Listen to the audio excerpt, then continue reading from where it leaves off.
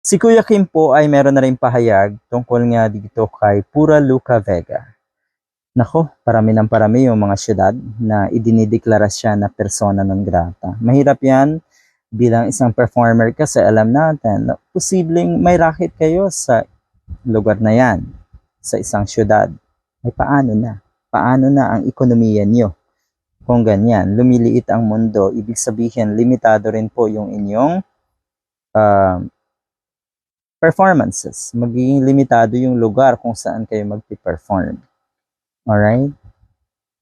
Ito yon yung pahayag na ito na itong si Pura Luca Vega. By the way, ang huli po na nagdeklara ay ang City of Manila. At ang pagkakaalam ko, meron na ring mga kaso na naka-file itong si Pura Luca Vega. Naku, mukhang susunod din ang Pasay City at Quezon City. Tignan natin. Tell me exactly what I did wrong. I'm open for a dialogue and yet cities have been declaring persona non grata without even knowing me or understanding the intent of the performance.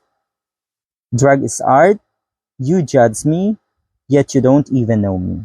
Okay, kilala na po kayo ng madla, ng sambayan ng Pilipino, ng mga kababayan natin dahil sa mga pinapakita nyo.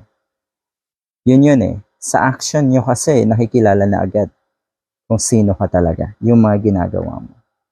Mahirap kasi yung galing sa'yo, ako ay ganito. Ako ay ito.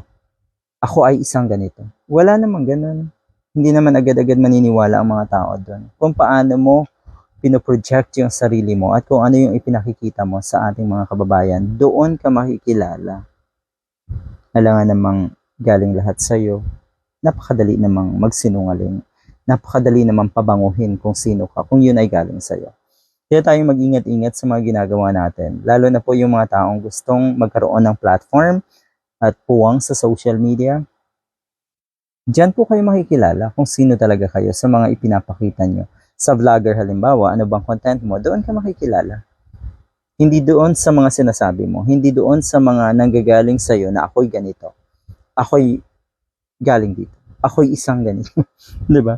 Alright, tignan natin yung reaction ni Kuya Kim. Hi Luca, we haven't met yet, but I wish you well. I sincerely hope you develop the empathy to know how deeply offensive your art is to majority of Filipinos. This has nothing to do with drag or gender, but how you disrespected Jesus and his prayer. Prayer we so revere. Okay.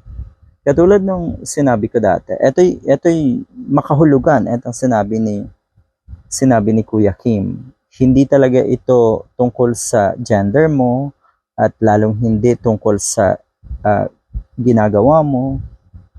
Okay? Kung talagang may talento ka kasi, hindi ka darating sa punto na ganito.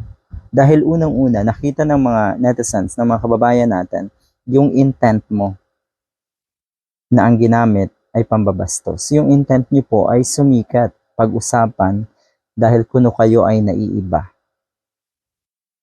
Ulitin ko kung totoong magaling ka, hindi ka darating sa point na ganito. Okay? Yung alam mo na pambabastos yung ginagawa mo, purely talent dapat.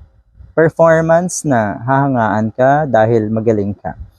Pero yung makikilala ka dahil hindi maganda yung ginawa mo, nako, negative yun. Hindi yan makakatulong sa karera mo. Pinag-uusapan ka ngayon, pero yun nga, the end of your career is near dahil nga dito sa mga nangyayaring ito. 'Di ba?